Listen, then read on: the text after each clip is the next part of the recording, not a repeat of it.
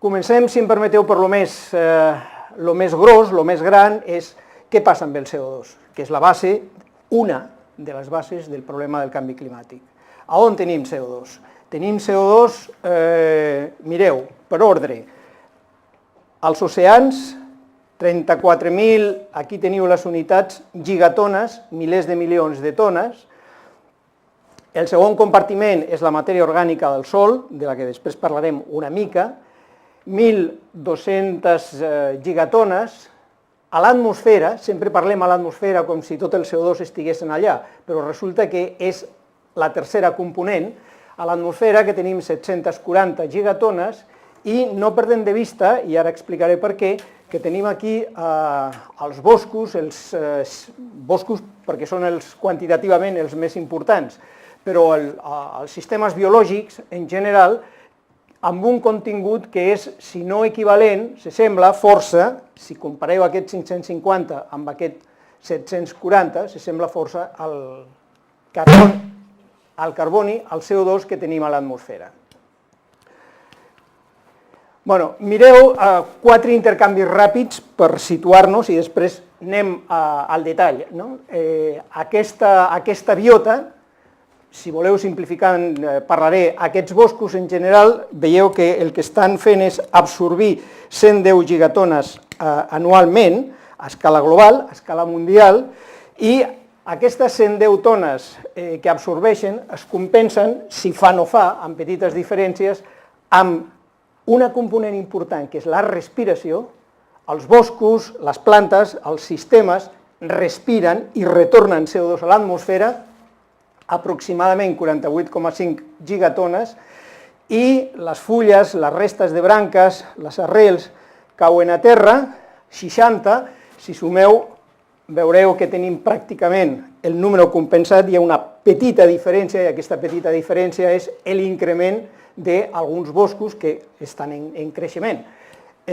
Aquestes són dades discutibles, però són les millors dades de què disposem en aquest moment, i no perdem de vista que aquests 60, doncs, amb un cert retard, 2, 3, fins a 10 anys després, això s'acaba descomposant, han caigut en forma de fullaraca, en forma de restes vegetals, que s'acaben descomposant i retornant en forma de CO2 a l'atmosfera. Aquí ens centrarem una mica avui, és una part que m'interessa, perquè parlem del canvi climàtic i el canvi climàtic té molts aspectes, però no hem de perdre de vista que en el nucli del problema del canvi climàtic tenim una sèrie de, que no sabia com dir-ho, he dit drivers, variables importants que tenen molt a veure amb els ecosistemes, la biologia que ens envolta i com tractem aquests sistemes. La fotosíntesi és un d'aquests processos importants. La fotosíntesi depèn de l'aigua i dels nutrients, ja veureu on vull anar a parar. L'aigua depèn de com la tracten les plantes, parlarem de l'eficiència en l'ús de l'aigua, és a dir, de quin intercanvi fan les plantes. Penseu que les plantes el que fan és treure aigua, quantitats ingents, enormes d'aigua, i absorbir CO2. I aquest intercanvi, quanta aigua perdo per absorbir CO2, és l'eficiència en l'ús de l'aigua. Després, si de cas, concretarem una mica més, a veure fins a on ens dona temps d'arribar. I els nutrients, naturalment, perquè sense nutrients, nitrogen i fòsfor, els més limitants i els més importants, difícilment tenim fotosíntesi. Per altra banda, tenim la respiració. Acabo de dir, veieu que els vegetals retornen a l'atmosfera 50 gigatones, i això és bàsicament degut a la respiració. La respiració, hi ha diferents, avui no podrem entrar en aquests detalls, però hi ha dos tipus importants, dos components importants per a la respiració. La respiració de formació, quant li costa a la planta, en termes de respiració, en termes de CO2, produir un gram de fulla, o un gram de fusta, o un gram de teixit, és a dir, formar la planta, i això és aproximadament constant, amb molt petites diferències, per tots els components de la planta i per totes les plantes. És a dir, això és una constant, pràcticament. I després, un cop que tenim la respiració, la matèria formada, que respira, a més hem de mantenir-la, de la mateixa manera que ens mantenim nosaltres. i això també té un cost, és a dir, de la mateixa manera que nosaltres respirem, doncs la planta respira i si això és constant, aquesta respiració de manteniment resulta que ja no és constant, és funció de la temperatura. I tot això, a què ve ara?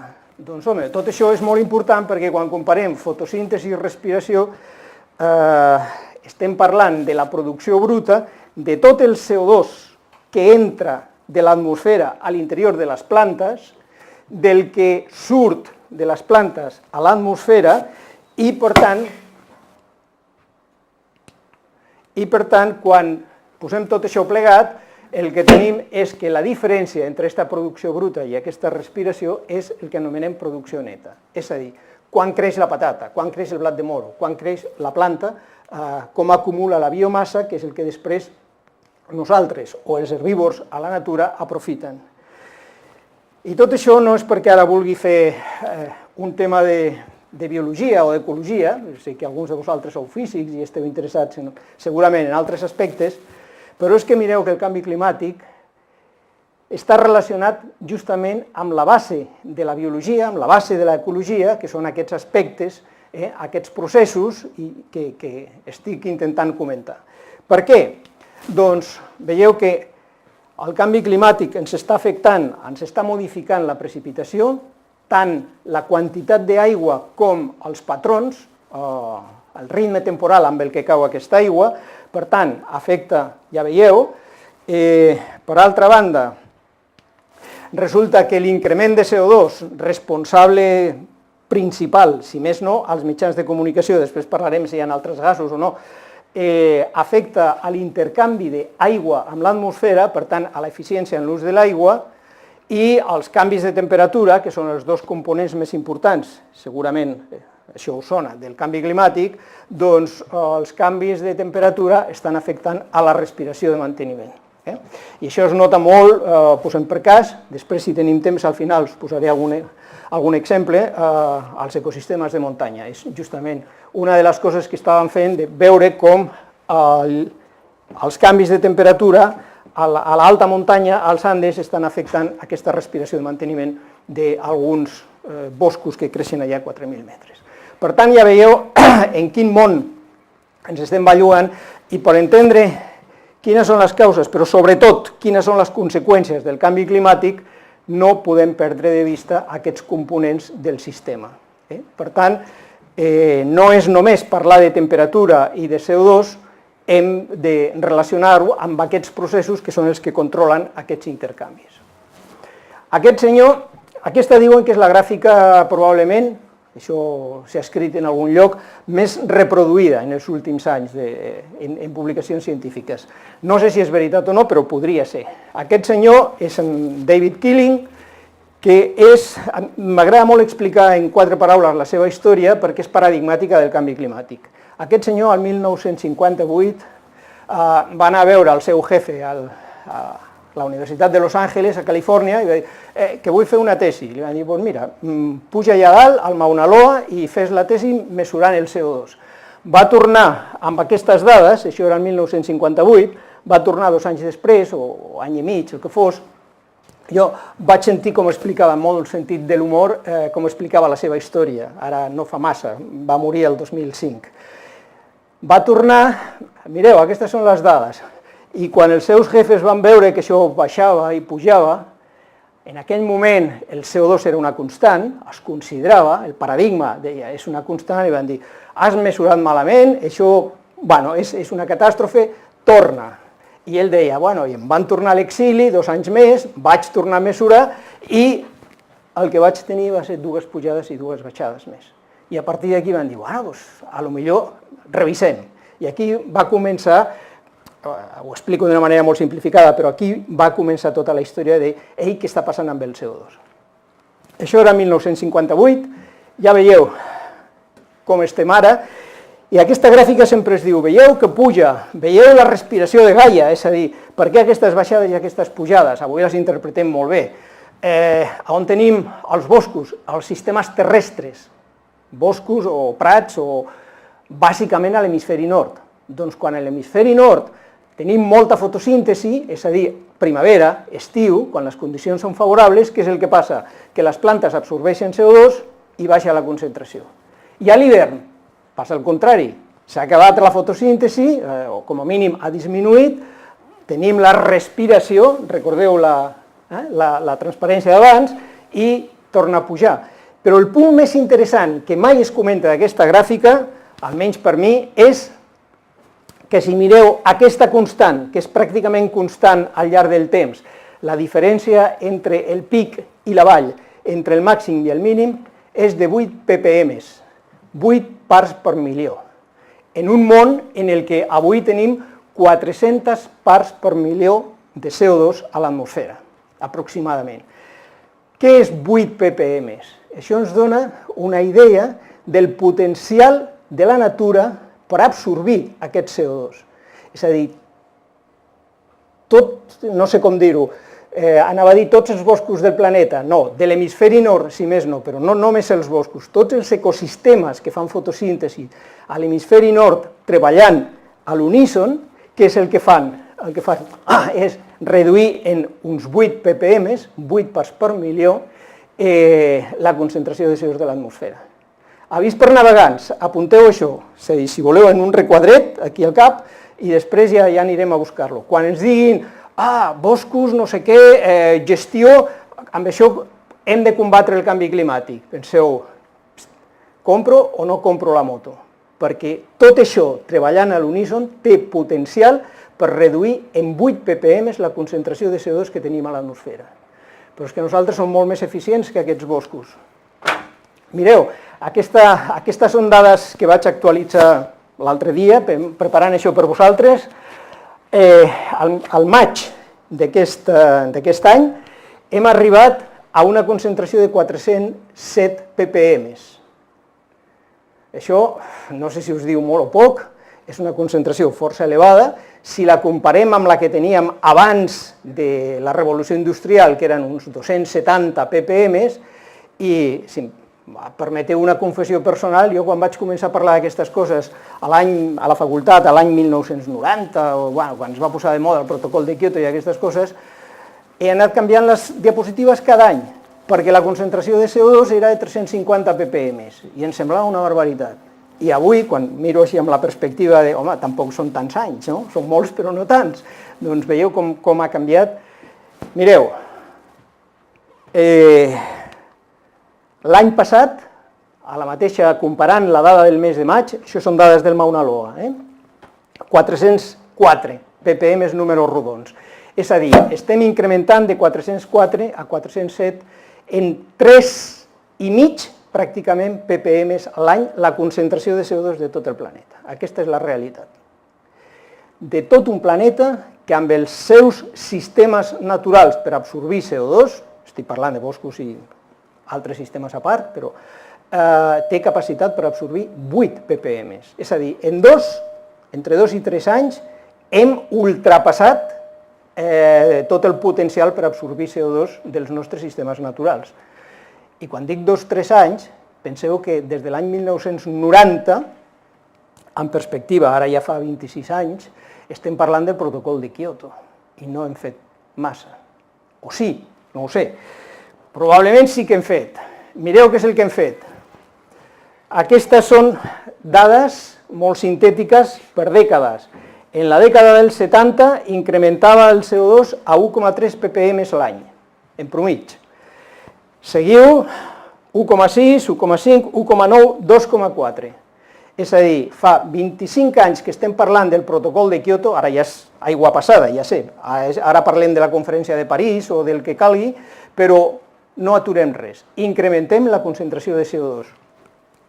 I si mireu les dades, aquí us he posat les dades any per any, veieu que no només les dades decadals s'estan incrementant, sinó que les dades anuals incrementen clarament la tendència i l'última, la de l'any passat, 2015, és la més alta de la sèrie. És a dir, som conscients del problema? No ho sé. Probablement sí, alguns sí, altres no. Estem fent alguna cosa per reduir o com a mínim controlar el problema? Vosaltres mateixos. És a dir, aquestes són les dades. I les dades són Bueno, les que som. Una gràfica superconeguda dels informes de l'IPCC. Això és el famós core de gel de Vostok, una columna de gel en la que es va trossejar, es van mesurar les bombolles de gas atrapades al gel i aquí teniu la concentració de CO2 dels últims 400.000 anys del core de Vostok.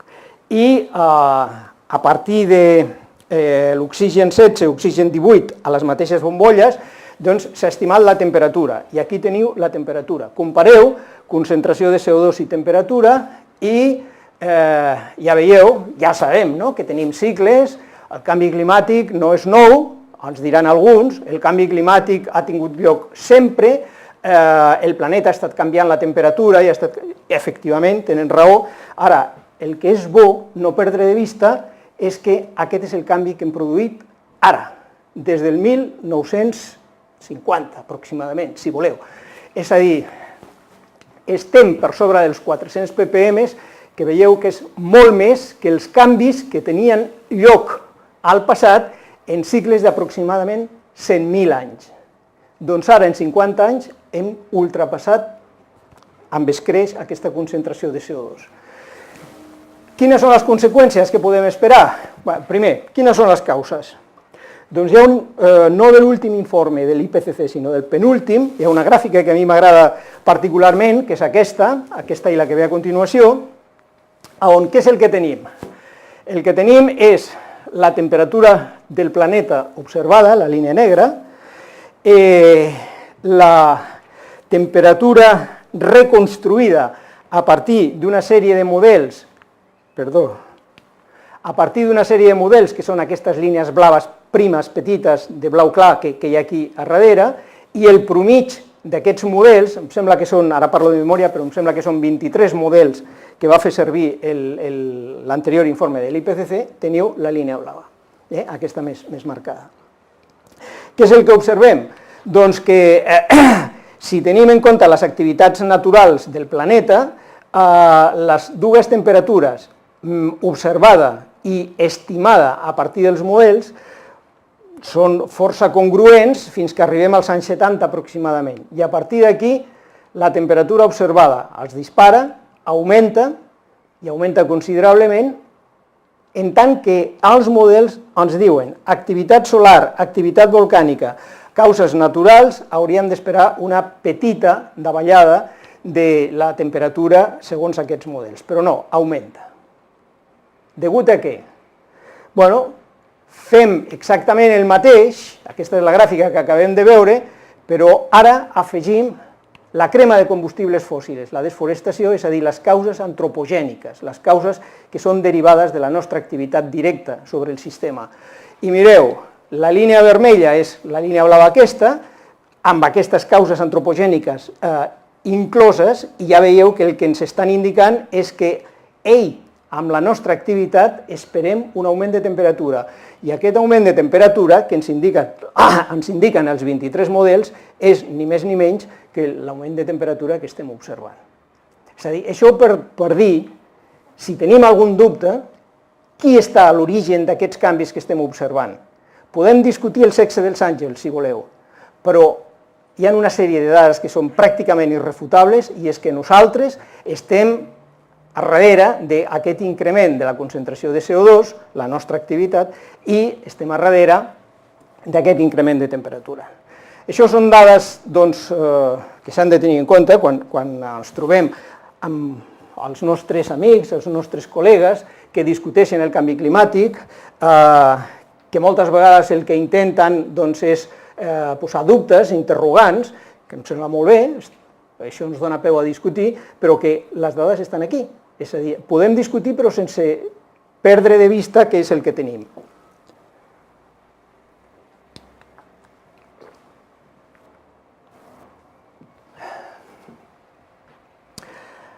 Això és una gràfica del Phil Jones. Si dic el nom Phil Jones no us sonarà de res, però si dic que probablement recordareu que abans de la conferència de Dinamarca de canvi climàtic va haver un Climate Gate i va haver-hi una persona que va sortir molt als mitjans de comunicació perquè falsificava les dades i al final ho va passar molt malament. El Phil Jones ha vingut moltes vegades a Barcelona, és a dir, el coneixem molt bé, ho va passar fatal. Es va haver d'enfrontar una comissió d'investigació del Parlament britànic i finalment va deixar la direcció del centre, del que era director del centre del Hadley Center de Clima, com a conseqüència d'un e-mail que el van piratejar i que el van fer servir per dir veieu, estan amagant dades, treuen punts de les seves gràfiques. Ara no entro en els detalls, no importa. Però aquesta persona, una mica perquè la situeu, mireu què és el que ens diu. El que ens diu amb les seves dades és: aquesta és l'evolució, com sempre, les anomalies, amb la jerga de l'IPCC es parla d'aquesta manera, les diferències de temperatura des de l'any 1860 fins a l'any 2000 i escaig. Mireu què és interessant. Si nosaltres fem la tendència dels últims 150 anys, aquí teniu quina és la taxa d'increment de la temperatura per dècada, 0,08. Però si ens anem als últims 100 anys, resulta que hem pujat de 0,08 a 0,13. Si ens anem als últims 50 anys ja hem pujat a 0,23, veieu els números, I si ens quedem als últims 25 anys ja estem a 0,32. És a dir, torno a insistir, no només no estem frenant, sinó que estem accelerant els problemes. Accelerant en part per causes naturals, o sigui, per causes degudes a nosaltres, perquè cremem combustibles fòssils, bla, bla, bla, i en part perquè un cop que disparem alguns mecanismes, això no té volta enrere. És a dir, si augmentem la temperatura, la matèria orgànica que tenim al Sol, que si recordeu a la primera diapo eren 1.200 gigatones, no és una quantitat petita, es descomposa més ràpidament i per tant això torna a incrementar les emissions de CO2 dels sols a on? Sobretot a la Sibèria, sobretot a les zones d'alta muntanya, als Andes, als Alps, sobretot al nord de Canadà o a la Lapònia, és a dir, a les latituds altes on tenim molta matèria orgànica al Sol. D'aquests 1.200 gigatones tenim la major part en aquestes condicions. I per tant, això un cop que es posa la bola de neu en marxa, no hi ha manera d'aturar-la. Perquè veieu,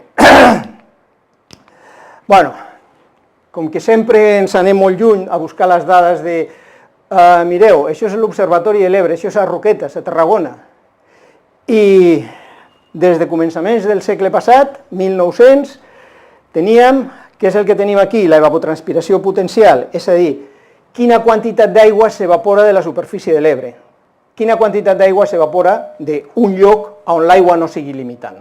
Si no tenim aigua no s'evaporarà, però si tenim aigua, com a la superfície de l'Ebre, quina quantitat s'evapora?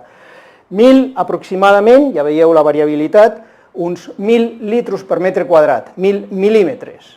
Això era el 1900, perquè ha anat augmentant indefectiblement fins a dia d'avui, on avui estem ja pràcticament per sobre de 1.150. Això què vol dir? Que Catalunya, que el nostre planeta, però ara estic parlant naturalment de Catalunya, és entre un 15 i un 20% més sec ara del que era fa 100 anys aproximadament. És a dir, simplement per què? Perquè augmenta la temperatura i si augmenta la temperatura hi ha més taxa d'evaporació. Això són fets que tenim mesurats, com veieu, que els podem observar a casa nostra. I no només això, sinó, a lo millor, amb aquests dos senyors, que no podem dir que sigui ciència d'última hora, de l'última dècada, Clausius i Clapeyron, podem entendre algunes de les notícies que surten a la televisió darrerament i cada cop amb més profusió. Aquests senyors, el que ens van dir, ja fa molt de temps, és que la capacitat de l'atmosfera per acumular vapor d'aigua, millor dit, ells no van dir la capacitat de l'atmosfera, mireu l'esquema aquest, a veure si puc tornar enrere, mireu aquest esquema, que és una mica per fixar la idea, en una atmosfera tancada aquí tenim un líquid i tenim un gas, i aquest gas i aquest líquid estan en equilibri. Això és el que ens passa a l'atmosfera, però ens podria passar, si jo tapo aquest got i aquí tinc líquid i a sobre tindré gas, exactament igual. Bé, vull dir que ells no parlaven de canvi climàtic, però podem aplicar les seves idees. La capacitat de l'atmosfera per acumular vapor d'aigua incrementa un 7% per cada grau d'augment de la temperatura. I què és el que ens està passant? Doncs el que ens està passant és que com que augmenta la temperatura del planeta, això és un fet, sigui quines siguin les causes, la temperatura està augmentant, el que veiem és, això són dades mesurades, observades des de satèl·lits, veieu que indico aquí que són observacions d'una sèrie, un període, la concentració de vapor d'aigua a l'atmosfera està augmentant, a mesura que augmenta aquesta temperatura. Què passa? Que quan es donen les condicions per condensar aquest vapor d'aigua i precipitar, la quantitat d'aigua que precipita és més elevada. I per això no ens ha de sobtar que cada cop veiem que a Centre Europa, a Alemanya, a Tarant, no fa massa, a Austràlia, a tot arreu, tenim pluges i tenim inundacions, algunes de sempre, relacionades amb la circulació monsònica, però altres no. És a dir, els monsons no passen per Polònia, i de tant en tant veiem a Alemanya, o al nord de França, o a Polònia, que tenim unes pluges que no estàvem acostumats a veure-les. Tenim més aigua a l'atmosfera. Només que la temperatura baixi i aquesta aigua condensi, per cada grau d'augment de la temperatura tenim un 7% més d'aigua. I quan cau, cau. Per tant,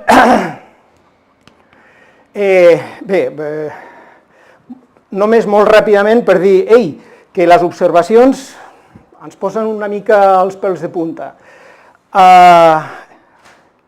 Les observacions acumulades ens demostren que la humitat relativa no varia al planeta, varien altres variables, però la humitat relativa no. Les simulacions que fem amb models regionals o generals ens indiquen que la humitat relativa no variarà i que, per tant, això ens indica que cada cop més tenim més aigua a l'atmosfera i tindrem més aigua a l'atmosfera que si tenim condicions de condensació, condicions de pluja, doncs aquestes pluges seran més intenses. Mireu, jo sempre als estudiants de la facultat, quan arribem més o menys per aquí, els dic, feu un exercici que és molt interessant. Entreu a internet i busqueu la pàgina web de la Lloyds, l'asseguradora d'asseguradores, una empresa asseguradora molt gran, amb seu a Gran Bretanya, i mireu les seves estadístiques, com les primes pagades per assegurances per causes naturals, entre cometes lo de naturals, com ha crescut exponencialment en els últims anys. Això és la prova del cotó. Enteneu que la Lloyds no pagarà una pòlissa si no li han demostrat me l'has de pagar perquè això hem tingut un accident. Per tant, la pela és la pela. I allà teniu una bona prova de quines coses estan passant. Quines són les nostres emissions? Doncs les nostres emissions, m'estic repetint, ho sento, perdoneu, la culpa és vostra, com que no aixequeu la mà i no em feu cap interrupció, però bueno, el que vull dir és que veieu, això són les gigatones de CO2 que emet a l'atmosfera la nostra activitat humana i veieu que incrementa, ja us he dit, ni protocol de Kyoto, ni reunions de canvi climàtic, ni res de res, o sigui, això està augmentant i aquí teniu les previsions. Les previsions pel 2019 és que la quantitat serà de més de 40 gigatones. És a dir, avui estem aproximadament per aquí, però veieu que això no s'atura. I les previsions, com us dic, és que això continuarà augmentant. A l'últim informe de l'IPCC, Nadal, desembre de 2013, l'IPCC va posar sobre la taula un nou sistema de preveure el canvi futur. Els escenaris de canvi climàtic, que s'havien fet servir fins a aquell moment, es van substituir per aquests 4 que teniu aquí, l'RCP 2.6, 4.5, 6 i 8.5. I això què vol dir? Bueno, a part del RCP,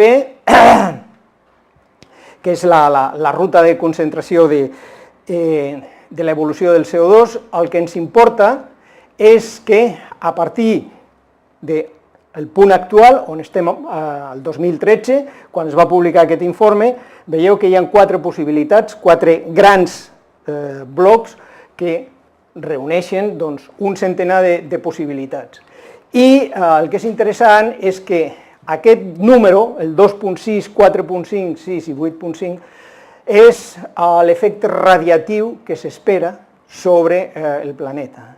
I què vol dir l'efecte radiatiu? El forçament radiatiu. Vol dir, segons com sigui la nostra activitat, segons que guanyi Trump o que guanyi Clinton, o segons que passi, enteneu, és una mica la caricatura, però bueno, depèn de factors tan aleatoris a priori com aquests, doncs no sabem per on anirem, però a finals del present segle, 2100, tindrem 2,6 watts per metre quadrat més de radiació solar que penetra l'atmosfera i que, com que incrementa la concentració de CO2, no surt res radiada i, per tant, contribueix a incrementar la temperatura. Això si les coses van molt bé, que fins ara no van per aquí. Fins ara estem més per aquí. No sé què passarà demà, però avui per avui anem per aquí. I què passarà? Doncs que a finals d'aquest segle tindrem 6 watts per metre quadrat. Imagineu, cada metre quadrat de la superfície del planeta acumula i no reradia 6 watts per metre quadrat, o 8,5. I això fa que la concentració de CO2 augmenti fins a valors de pràcticament 1.000, fregant els 1.000 ppm, avui tenim 400. Si la cosa va per aquí, o valors una mica menys, segons quin dels 4 escenaris de l'IPCC sigui el que tenim realment, el que es compleix a la realitat. Veieu? Bueno, això és el que anomenem forçament radiatiu, que aquests conceptes són tots molt simples, no penseu. Què vol dir forçament radiatiu? Vol dir això, mireu, si tenim CO2, tenim metà, tenim gasos que el que fan és aquest efecte hivernacle, doncs augmenta la quantitat de radiació que penetra al planeta i que no pot sortir en forma de radiació d'ona llarga, que no és reradiada. I tenim una sèrie de factors que incrementen i tenim una sèrie de factors que decrementen. És a dir, si tenim aerosols, aquí els tenim, si tenim aerosols, què fan els aerosols? Problemes de respiració, problemes de tota mena, però des del punt de vista del que estem parlant avui, aerosols a l'atmosfera, què significa? Una part de la radiació solar és reflectida, no penetra, i per tant, si tenim més aerosols, no feu la lectura incorrecta, si embrutem més l'atmosfera, es podria dir d'aquesta manera, doncs el que estem és reduint l'entrada d'energia a l'atmosfera i per tant tenim aquest forçament radiatiu negatiu. Però mireu que si sumem i restem els efectes positius i els efectes negatius, doncs al final el que ens queda és que sempre tenim un efecte amb un rang, una variança enorme, però tenim un valor positiu. És a dir, és més la contribució a l'escalfament que la contribució al refredament de les causes que podem considerar. En base a això i com funcionin cadascun d'aquests components al nostre sistema, en el futur, durant aquest segle, doncs podrem arribar a això que us deia abans, un escenari o un altre. Anem a acostar-nos una mica, perquè tot no sigui una cosa molt abstracta. Mireu, a mi m'agrada particularment aquesta gràfica, perquè aquesta fotografia la podeu trobar a la pàgina web de la NASA, com tantes d'aquestes, perquè resumeix molt bé quina és la nostra situació i quins són els nostres problemes. Això és ni més ni menys que l'Equador, la franja de núvols a l'Equador, que és el que més ens afecta. Per què? Perquè segur que si ara digués aixequeu la mà, qui ha sentit dir que el Mediterrani som una àrea del planeta extremadament sensible al canvi climàtic, molt més sensible que altres àrees del planeta? Doncs segurament això ho hem sentit tots, no ho sé, però molt sovint es diu. Per què? Simplement per això. Mireu què és el que estem fent. Això és el que podem anomenar la circulació atmosfèrica o la cèl·lula de Hadley, és a dir, a l'Equador, aquí estem a l'Equador, l'aire s'escalfa, puja, condensa, els núvols que hem vist a la fotografia de l'Àfrica anterior, i aquest aire sec cau aproximadament a uns 30 graus de latitud, Aquí tenim la zona de convergència intertropical, és a dir, que aquest aire torna a pujar i aquí tenim una cèl·lula atmosfèrica que es mou. Però una cèl·lula atmosfèrica a la que injectem de l'ordre de 2,6, entre 2,6 i 8 watts per metre quadrat, és a dir, segons per on van els trets, injectem energia, per tant, vol dir que això és com el raig de la font del poble. Si obrim una mica més l'aixeta, això puja més amunt perquè té més energia, hem escalfat, i per tant cau una mica més oberta. Cau una mica més oberta què vol dir? Que els que estem aquí, a 30 graus de latitud nord, nosaltres no, nosaltres estem una mica més, estem a 42 graus a Barcelona, cada cop aquesta massa d'aire que sofreix un escalfament adiabàtic, perquè quan cau seca, ha perdut l'aigua, cau seca, s'escalfa, cada cop ens cau més a sobre.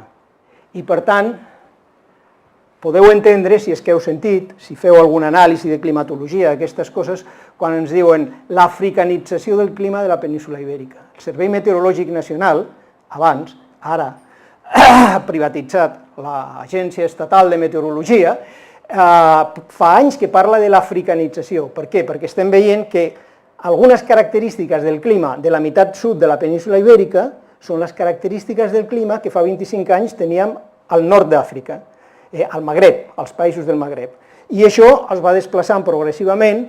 Novetat, a l'últim informe de canvi climàtic es fa la primera estima de la velocitat amb la que corre amb la que es desplaça cap al nord, a l'hemisferi nord, i cap al sud, a l'hemisferi sud, aquest fenomen de com aquestes característiques es van desplaçant cap al nord i cap al sud, com dic, com a conseqüència de que cada cop aquesta cèl·lula de Hadley puja una mica més amunt. No sé si m'explico, no sé si enteneu. Clar, jo m'estic concentrant aquí a la cèl·lula de Hadley. No perdem de vista, físics, que tenim la cèl·lula de Farrell, tenim la cèl·lula polar, i que al final això afecta a tot el planeta. I molt interessant els canvis, ara mateix, els canvis que tenim a la cèl·lula polar, que sabeu que estem començant a parlar, bueno, ja estem començant ja fa alguns anys, de l'amplificació polar, de les coses que passen al pol nord o al pol sud i com ens afecten després a latituds més baixes. M'agrada anar i tornar a canviar d'escala, però mireu, els responsables més importants, i aquí alguna cosa hem de pensar.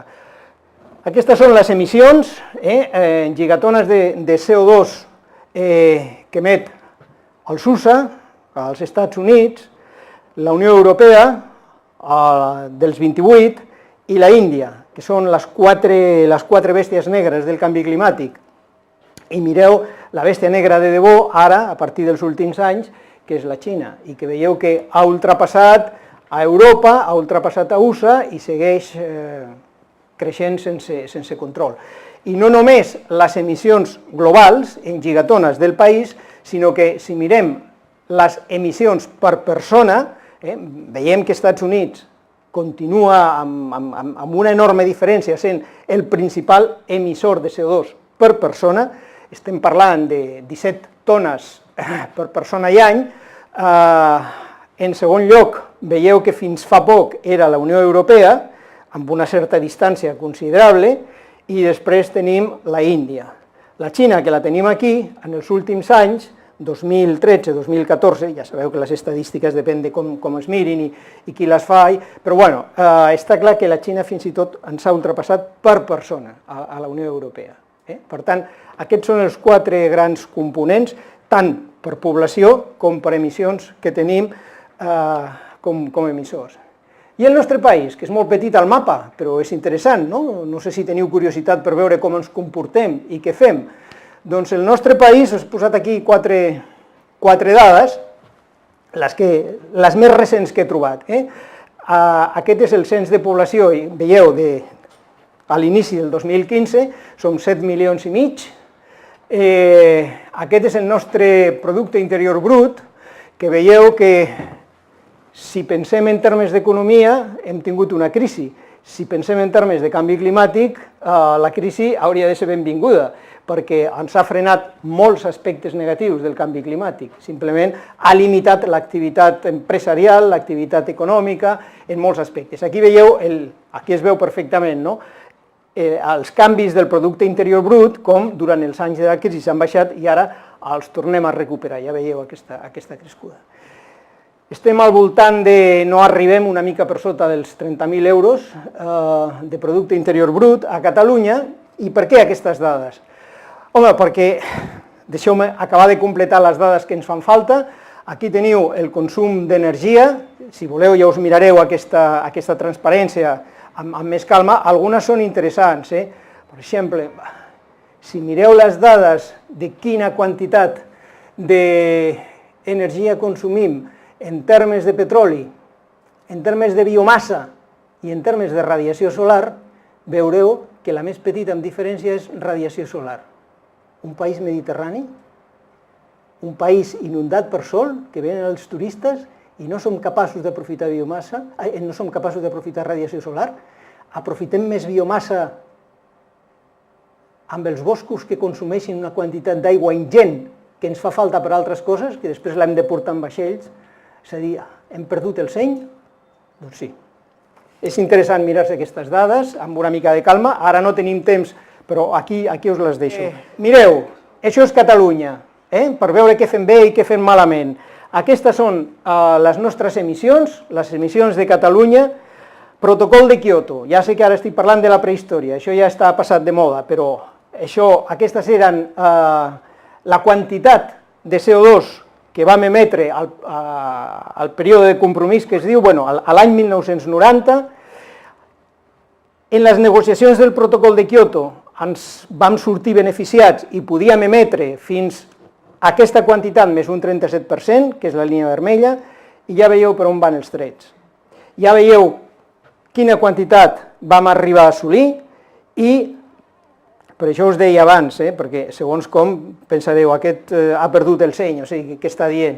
Quan dic benvinguda sigui la crisi des d'un cert punt de vista, veieu que la crisi ens ha col·locat al nostre lloc, és a dir, allà on ens vam comprometre amb el protocol de Kyoto, que per cert, us diré, deixeu-me ser una mica demagog, després així se'n podeu acusar.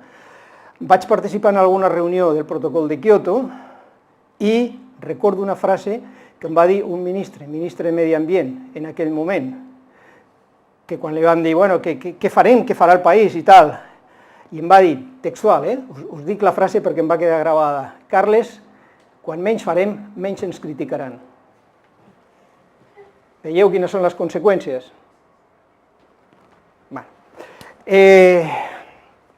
Mireu, la població de Catalunya, les emissions de CO2, el consum d'energia, tot això, la síntesi d'aquestes taules que us acabo d'ensenyar i que són una mica indigeribles, el consum anual d'energia per càpita, 3 tones equivalents de petroli per persona i any, que equival a 17 barrils, cadascú de vosaltres esteu cremant 17 barrils, a que no us ho havíeu plantejat així mai, no sé on els guardeu a casa vostra, però esteu cremant 17 barrils de petroli, i, per tant, les emissions anuals de CO2 per càpita i la intensitat de les emissions. La intensitat de les emissions estem a 0,24 quilos de CO2 per cada dòlar de riquesa que generem al país. Això és el que s'anomena intensitat de les emissions. I això per què és interessant? A mi em sembla interessant perquè si mirem, ja que he estat crític fins ara tota la tarda, dient com incrementen les nostres emissions, és veritat que incrementen les nostres emissions, però a escala global, a escala mundial, estem augmentant l'eficiència amb la que utilitzem l'energia. No tant com ens agradaria, però veieu que cada cop les emissions de CO2 per dòlar de riquesa generada, a escala global, a escala mundial, va disminuint. Aquí estem a escala global a 0,40, Catalunya avui estem a 0,24, la meitat de la mitjana global. Home, per ser una mica positiu, si no em direu, és que només ens has indicat coses negatives. Alguna tenim positiva també, però bueno. Parlant de boscos, i ja amb això anirem acabant, oblideu-vos d'aquesta primera part, que ja l'acabem de veure, Una hectàrea de bosc fixa 5,5 tones de CO2, i si nosaltres emetem el que emetem, ens fan falta 2 hectàrees de bosc per habitant per compensar, si haguéssim de tenir bosc per compensar les nostres emissions. No sé si enteneu el joc, tenim aquestes emissions, jo tinc aquest bosc absorbeix aquest CO2, em quedo net. Això que ara ens intenten vendre algunes empreses. Com que som 7 milions i mig, total, multiplicat per 2, ens fan falta al voltant de 14 hectàrees de bosc. Fantàstic. Podem envair França, Portugal i una part més de l'estranger per arribar als 14 milions d'hectàrees de bosc. A Catalunya, que som un país força forestat, en el context de la Unió Europea, tenim una mica més d'1 milió d'hectàrees de bosc. Quan podem compensar de les nostres emissions? Molt poc. Tampoc com que, si posem aquí totes les dades, el carboni que tenim als nostres boscos, el carboni que fixen aquests boscos, i vaig una mica ràpid, resulta que comparant els nostres boscos de tot Catalunya fixen el 12% de les nostres emissions i el 88% restant allà queda. Enteneu per què està incrementant la temperatura, per què està incrementant la concentració de CO2, etc. Aquesta és la realitat del nostre país. Això es modificarà en el futur, això és el que ens deia l'any 2002 Cox en una publicació que va fer córrer molta tinta a Nature, que els boscos sembla que estan incrementant la seva activitat, el seu creixement, que és veritat, però que això caurà de cop en algun moment, en la segona part d'aquest segle.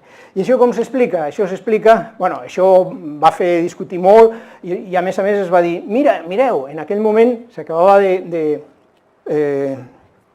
cloure un projecte molt important que va haver-hi a Europa sobre la producció dels boscos, i aquesta era la producció dels boscos europeus. Veieu? El model de Cox segueix, o les dades reals segueixen el model de Cox. Mireu què és el que està passant, i amb això no insistiré molt més per tenir temps per discutir una mica. Tenim la fotosíntesi i tenim la respiració. Recordeu la primera gràfica, la primera transparència? Doncs ara la recuperem. Si augmenta la concentració de CO2, augmenta la fotosíntesi, d'aquesta manera. Si augmenta la temperatura, els dos components del canvi climàtic, augmenta la respiració de manera quasi exponencial, o seguint una Q10, o com li vulgueu dir. Simplement poseu aquestes dues gràfiques, la fotosíntesi i la respiració juntes, i mireu què és el que ens passa. Una còncava i una altra convexa se separen, i això ens produeix aquest efecte miratge de que està incrementant la producció. Sí, és veritat, però és un increment temporal. I què passarà quan arribem a aquesta segona part? Doncs quan arribem a aquesta segona part, indefectiblement, no dic a tot arreu, no dic a tots els boscos, però a molts boscos, el que passarà és això. Arriba un moment que la fotosíntesi i la respiració es descompensen, és a dir, quan la respiració igual a la fotosíntesi i tenim producció zero. Si a partir d'aquí segueix augmentant la temperatura, òbviament tenim més respiració, i si tenim més respiració doncs durarà el que duri, però el bosc és la crònica d'una mort anunciada. Per tant, aquests són alguns problemes molt simplificats per veure a què ens estem enfrontant. I mireu, això és Prades, les muntanyes de Prades, a Tarragona.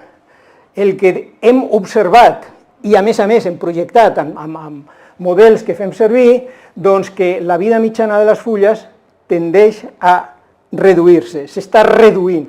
El pi blanc, Pinus halepensis, a l'alzina, tant aquí com a Itàlia, és a dir, a tot arreu allà on mirem, i això és molt interessant, i a més aquesta tarda parlant amb el David se m'ha acudit, mira, els hi comentaràs, no sé, si esteu amb nanos a l'aula, és molt fàcil mesurar la vida mitjana de les fulles, és anar al bosc, agafar unes branques i separar les fulles, que es veu molt bé quines són de l'últim any i quines són dels anys anteriors, i veure quina és la vida mitjana.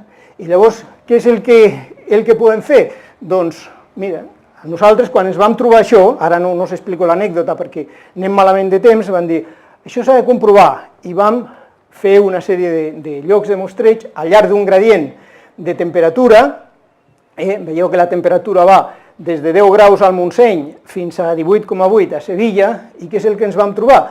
Doncs el que ens vam trobar és que la vida mitjana, a mesura que augmenta la temperatura, la vida mitjana disminueix. És a dir, això és molt fàcil de simplement que aneu a la part alta de la muntanya i a la part baixa, o a un poble i al poble del costat que és més fred o que és més càlid, i això són proves que es poden fer amb els estudiants amb molta facilitat, i de debò que enganxa molt perquè ells veuen que realment, mira com està canviant el món, no? I no ens adonem que realment, clar, què és el que passa amb tot això? El que passa amb tot això és que si resulta que la planta està respirant més, per mantenir la mateixa quantitat de fulles, per mantenir la mateixa quantitat de biomassa, al tronc, a les branques o allà on sigui, simplement hem de fer més fotosíntesi i hem de consumir més aigua. Ja tenim, és a dir, tenim aigua per consumir fins a un cert límit. Ara ja tenim molts problemes amb la limitació d'aigua als boscos. Per tant, dir, tindrem més temperatura, més fotosíntesi? No. Mireu què és el que ens està passant. Les 4 últimes diapositives. David, no et posis nerviós.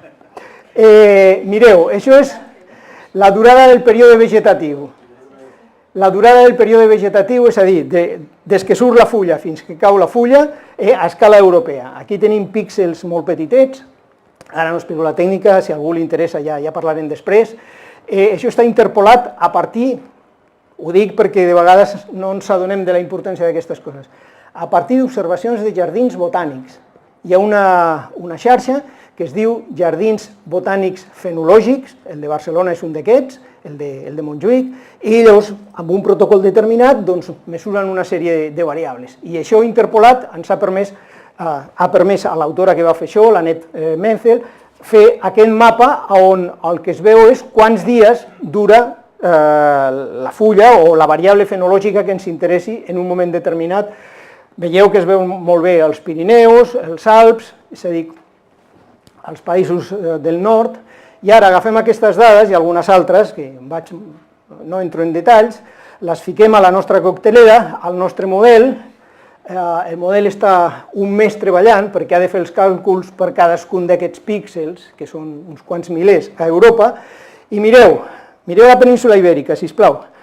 Això és l'any, projeccions per l'any 2020, ja és demà passat, 2050, demà passat, 2080. Veieu la península Ibèrica, veieu com començant, torno enrere, com començant per la part més càlida, pel sud, què és el que podem preveure?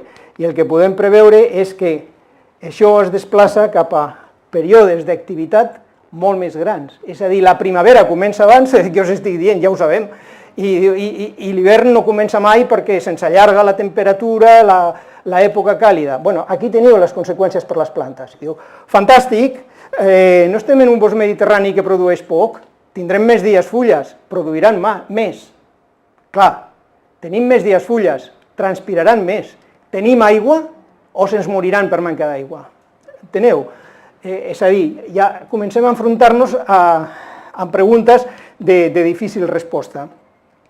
Aquí teniu, doncs, el que prediu el model que passarà, i més interessant que l'anterior, perdoneu que ara vaig molt ràpid, però és perquè ja vull... Aquí tenim Noruega, Finlàndia, Suècia, els països nòrdics, com s'allarga el període vegetatiu de 124 dies que duren ara, des que surt la fulla de la pícea fins que cau la fulla, en promig, fins a 150, 160, 165, a finals d'aquest segle, bueno, el 2080, però mireu que els països del sud, naturalment amb més temperatura, allarguem de 200 a 260 en promig, és a dir, 2 mesos més de transpirar aigua que no tenim al sud. 2 mesos més d'activitat vegetativa amb tots els problemes que per la vegetació això comporta. Bueno, i això, el mateix per Catalunya, és més del mateix, o sigui, jo crec que podem deixar-ho aquí, i no sé com anem de temps, perquè m'agradaria que si... A veure, em queden un parell d'idees, però ja sabia que no sé si ens donaria temps o no ens donaria temps, perquè clar, el problema de tot això quin és? Lluitem contra el canvi climàtic, molt bé, reduïm les emissions, molt bé. Com es redueixen les emissions? Aquí hi ha un problema molt greu. El problema molt més greu és el de la mida de la població. És a dir, tot això està lligat amb la mida de la població que, per cert, els demògrafs ens indiquen o treballen amb les projeccions d'un increment de la població fins al 2050 de, si ara som 7.000 milions d'habitants de 10.000 milions al 2050. Això és absolutament insostenible. Avui el nostre planeta té una capacitat de càrrega, com qualsevol ecosistema, com qualsevol hectàrea de prat, i nosaltres hem ultrapassat un 40% aquesta capacitat de càrrega, les millors estimes. És a dir, estem consumint un 1,4 del nostre planeta cada any. És a dir, no sé si enteneu què vull dir. Si mirem quina és la producció, quina és l'energia que podem treure, etc., estem consumint un 40% més. Això no fa massa, les Nacions Unides va intentar posar en marxa el dia de balanç net, o una cosa d'aquest tipus, no sé exactament quin era el títol. Total, que era per dir a cada país, als mitjans de comunicació, mira, avui ja hem consumit tota l'energia de la que disposem, a partir d'avui resulta que Espanya, això va tenir molt poca difusió als mitjans de comunicació, a mitjans d'abril havien consumit tota l'energia que ens pertoca, i des d'abril fins al 31 de desembre estem vivint de rendes. De rendes de qui?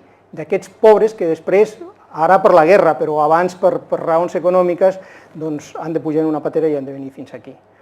No parlem de problemes morals, doncs el canvi climàtic té unes implicacions terribles amb tots aquests problemes, perquè bàsicament està molt relacionat. No vull fer jo la conferència que vindrà després, que serà molt més interessant, però bueno, volia posar sobre la taula això. És molt difícil combatre el canvi climàtic. Mireu que abans deia, des del protocol de Kyoto, des del 1995 que estem parlant, i no hem aconseguit res més que incrementar les emissions, perquè ens ho peguem amb tots aquests problemes que són realment de molt difícil solució. Tot això que s'ha parlat de les tècniques de segrest de CO2, que injecta el CO2 en magatzems a profunditat, tot això té alguna possibilitat? Mira, t'explico una molt petita anècdota. En David Culver és un americà que és un enginyer molt conegut, que és la persona que està més a darrere del segrest de CO2 a la mineria. O sigui, ficar CO2 a antics jaciments que s'han explotat i que per tant es poden omplir de CO2. Va venir a Barcelona i li van fer una pregunta, entre moltes altres. I van dir, escolta, a veure, això vol dir, hem de concentrar el CO2, hem de portar-lo allà, però no es porta CO2 en forma de gas, perquè llavors s'ha de portar el punt triple, és a dir, ja sabeu els físics, no? El punt en el que coincideixen les propietats de líquid, de sòlid i de gas. Això s'aconsegueix amb una certa pressió elevada i amb una temperatura relativament baixa. I la pregunta va ser, quina és la quantitat d'energia que fa falta per complir aquestes condicions i segrestar una tona de CO2 a 2.000, a 3.000, a 4.000 metres de fondària? Quina resposta teniu? La mateixa que tinc jo, que li vaig fer la pregunta i no em va respondre. Mireu, la biomassa, faig un salt en el buit, però tant que es diu que és verd i llavors el balanç és zero, el balanç de CO2, perquè estem cremant, quan cremem la biomassa, doncs les emissions de CO2 són les que prèviament ha absorbit la planta i tal. No és veritat. Hem fet els càlculs amb molt de detall i resulta que irriguem, que fertilitzem, que llaurem, és a dir, que fem tota la gestió del bosc si realment volem tenir una producció que ens compensi.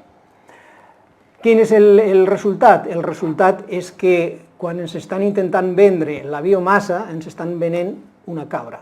Deixeu-me parlar d'aquesta manera col·loquial, és a dir, no és veritat. Per què?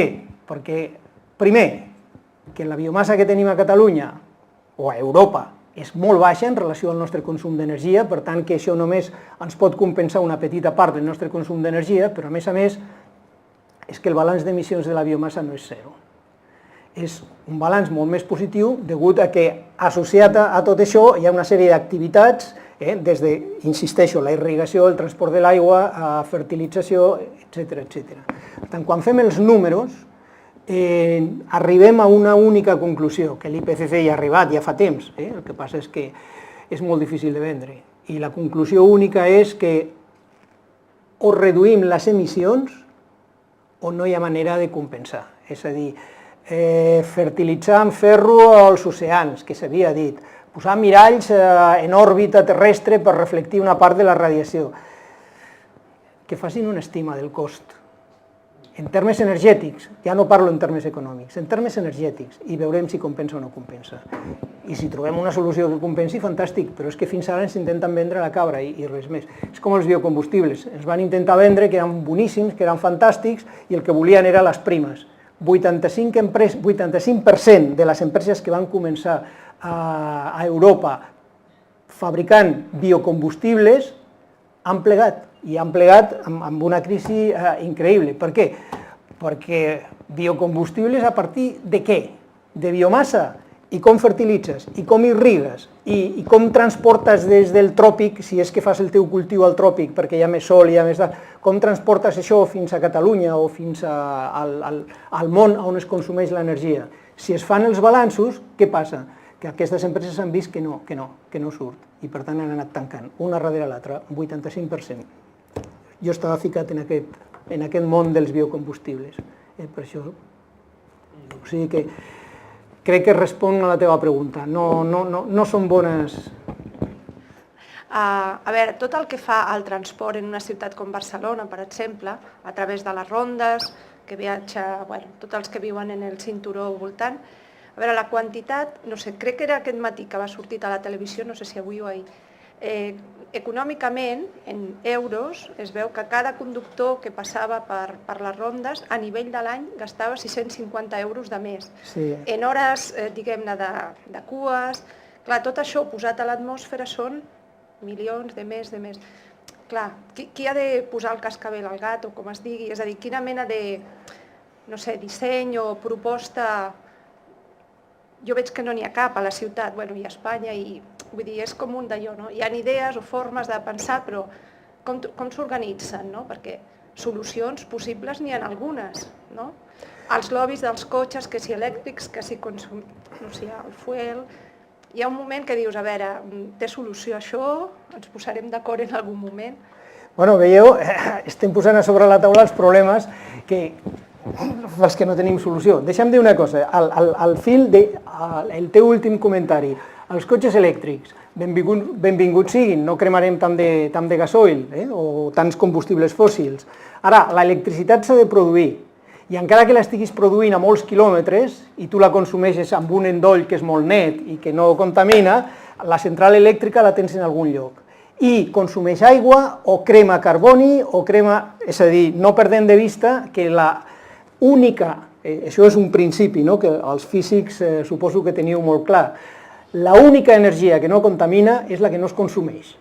És a dir, ni cotxes elèctrics ni res. Millor un elèctric que un no, ja no entrem en detalls. Però no perdeu de vista que a darrere de qualsevol consum energètic hi ha una contaminació i una producció de CO2. En quant a un problema molt difícil el que tu has plantejat, imagina't que estàs parlant de Barcelona, ves-te'n a aquestes megalòpolis com Mèxic, Districte Federal, amb 14, 15, 16 milions d'habitants i els problemes allà són increïbles. No, efectivament, si seguim augmentant la població, no ens enfrontem a problemes sense solució. I per tant, ja podem parlar de protocol de Kyoto i podem parlar de tot el que vulgueu, però si segueix augmentant la població i qui serà el guapo que dirà, com va fer Mao a la Xina fa alguns anys, ja veieu, ei, ara només un fill per família, o zero, o... Enteneu, faig una mica la caricatura, però enteneu que són problemes molt difícils i que ens ho peguen amb la fibra interna de cadascú de nosaltres. Per tant, són problemes... Ho sento, si tingués una solució ja te la donaria ja.